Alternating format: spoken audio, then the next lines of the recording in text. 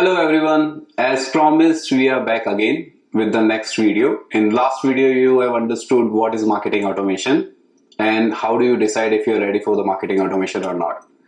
In today's video we are going to cover how to get prepared for marketing automation. Now we have already decided you want to implement marketing automation in your company, but what are those key checklists which you have to follow to get ready for marketing automation so that you can have a successful implementation. So I'll give you 10 pointer checklist which you can follow and be prepared for marketing automation project to make sure that you successfully implement it in your company. So let's start with that. So first point is write down all your business processes and the use cases. What is the problem statement which you're trying to solve using marketing automation? Write it down and then follow all those use cases and document it somewhere. Second, decide the goals and the KPIs.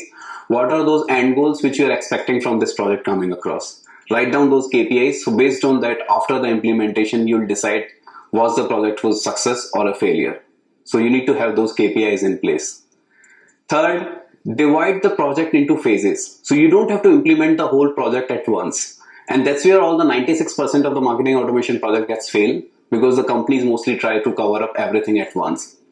So bite off what you can chew. Divide the project into phases. How many phases it will be depends on your business requirement. Based on that you can decide and set the timeline for those phases. Fourth, find out internal team. So no matter how you are going to implement the marketing automation with the help of partner or not without the partner, you need to decide your internal team. So team will be divided into two categories. One is the business stakeholder who understand the business process in and out, all the sales and marketing process in and out. The person, he or she will act as a business analyst, and all the requirements will come from the person. So if requirements won't come right, the whole project will go wrong, into the wrong direction. Second, you need to have a tech person from an IT team who can help you out with the small here and there, the tech things which you need help with. Right? So have your internal team ready. Fifth, select the right tool. So there are 100 of options available in the industry, 100 of marketing automation tools are there. And each and every single tool is good. No tool is bad because it depends on your business requirement. The tool which can get fit with your business requirement or closer to your business requirement is a good tool for you. Right? So select the right tool. Select the right tool and find out that particular solution which will be the closest to your requirement. Then select the right partner. So this is as critical as like the tool, selecting the tool, because partner is the one who is going to articulate all your requirement into customization. As I mentioned in the last point, no tool fits in directly with your business process. You need to identify the right partner who can help you out in articulating and customizing those two solutions, and that's the key.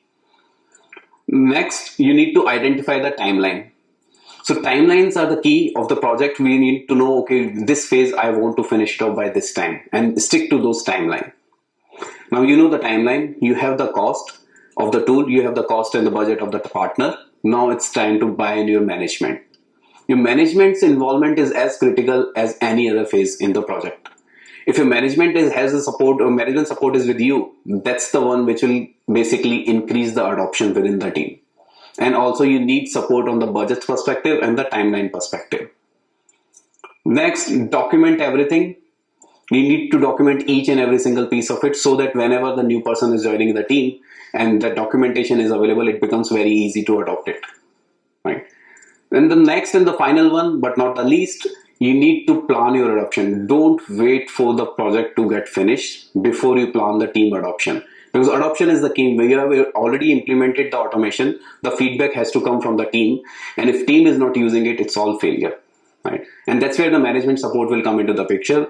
Plan your adoption parallel to the project and find out some champions in the team who can help you out and become the influencer in the team and get all other team members onto the project.